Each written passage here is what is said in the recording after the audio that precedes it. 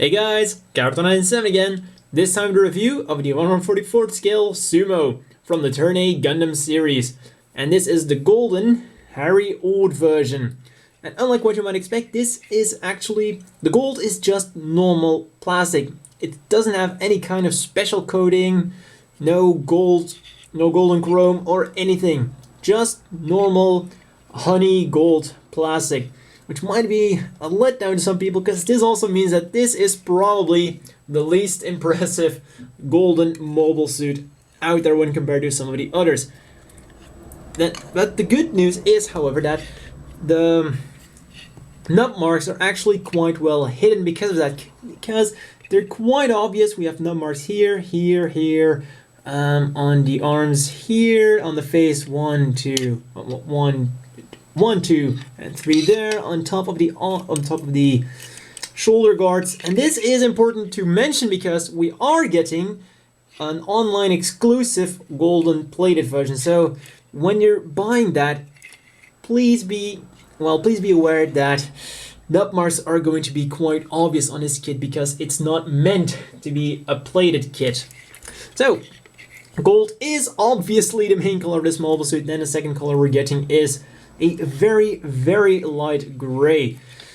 And even though it looks pretty good as is, we're also getting a few stickers. The brown ones on the chest here. We have one big one going here, second one, third, and the fourth one. And then finally we get one for the eye and the mechanical detail going on there. So that means that overall it ends up looking pretty good as is, but if you really want perfection, you're gonna have to do a lot of painting actually. Upper part of the lower arm has to be painted gray here. The back has to be painted, well, the back of the shoulder guards has to be painted brown. These lines here have to be painted light gray. The heels have to be painted golden. The hand covers have to be painted golden too. And the crotch pit, as I'm gonna refer to it from now on, has to be painted black and light lavender color around there. So still quite a bit of painting involved, but like I said, it looks okay for an older kit. Then onto the articulation. The head goes little bit up and down. It's actually on a ball joint, but since it's really just jammed on there, really all it's gonna do is go all around and, you know, turn around, but not really a lot of jiggle there. Then the arms turn around all the way, go up about that far, and you see you do get a little bit of give from the shoulder guards, but they still end up hampering it a little bit. Then we'll turn around all the way, bend at the elbow at one joint for about 90 degrees, not quite. Then the hands are on ball joints. We'll turn around, wiggle around, and do everything a ball joint does. And you can see these are actually specifically made for the for the Turn A model kits. They're not the usual ones from the 90s that we get with the Gundam X ones, the Gundam Wing ones, or the G Gundam kits.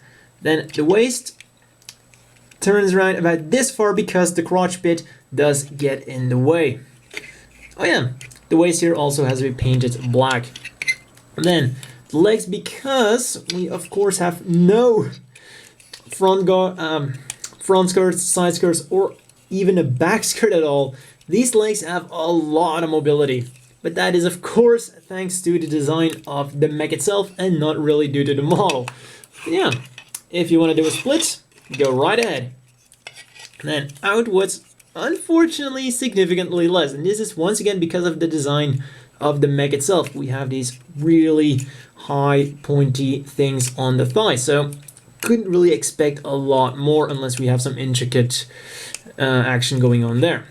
And we'll also rotate a little bit. Bend at the knee at two joints, but neither of them really gives it a lot. So this could have been somewhat improved, but then again, we do have this, well, this disc that kind of gets in the way. So perhaps it was kind of to be expected. And the feet are just on ball joints, so forwards and backwards, side to side, the usual thing you'd expect, and rotate around all the way. So as far as articulation goes, nothing spectacular since it is a late 90s, very late 90s, like, or yeah, very, very late 90s, 99. This is, well, kinda okay. It's like at the point where this went obsolete a bit, so articulation is okay. Then on to the accessories. Just like the articulation, nothing too special, not too much wrong with it. We get the heat fan here, which just slots into the hand. No real problem. Unfortunately, it doesn't really store anywhere on the mobile suit itself. And then it looks a bit like this. We get this shield slash absorbing thing, which is a bit hollow. Just goes on there with a peg and will fit on both arms. And then finally, we're also getting the beam gun here, which is a quite unorthodox design for a Gundam. Well, for a mobile suit from the Gundam series. And we just slide this in here, and then we attach this ring, which should be painted golden. And then the beam pistol itself should be painted a darker shade of gray. So yeah, you can choose which weapon you want, or you just remove this and then you attach the heat fan. So once again, accessories, they're nothing too special. You get a shield, you get a gun, and you get some sort of very unique sword thing, dagger-ish fan. So, as always, the inevitable question is, do you want to buy this? Well, it is quite an inexpensive machine. It retails for only 600 yen, so the saying really applies here. What you pay is what you get. Nothing too spectacular. It's a very average machine. But we also gotta keep in mind that there is a 1/100 scale which is plated, which is molded in much better colors. Also has better accessories. It has an effect part on this absorption thingy here.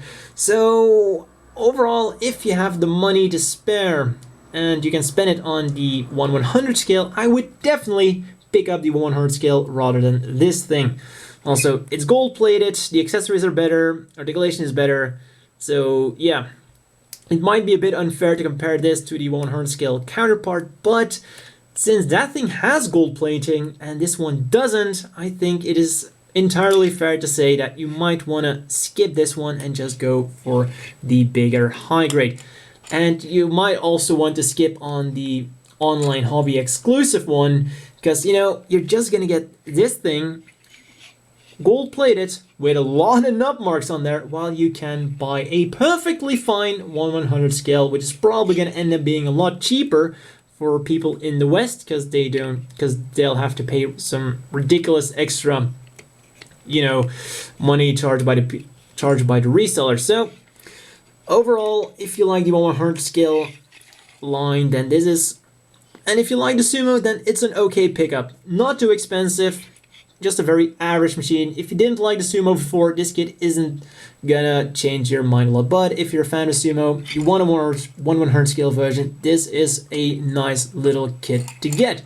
Then, for a few size comparisons, because what I haven't really mentioned yet is that the Sumo is quite a sizable machine. So for 600 yen, you're not only getting a nifty golden mobile suit, it's also got quite a size to it.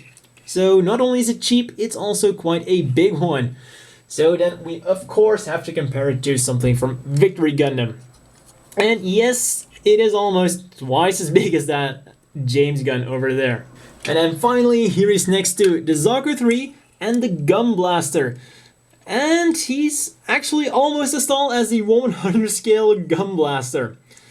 But the Zaku is still more massive. So that's all for the review of one of the few American designed mobile suits, and see you guys next time.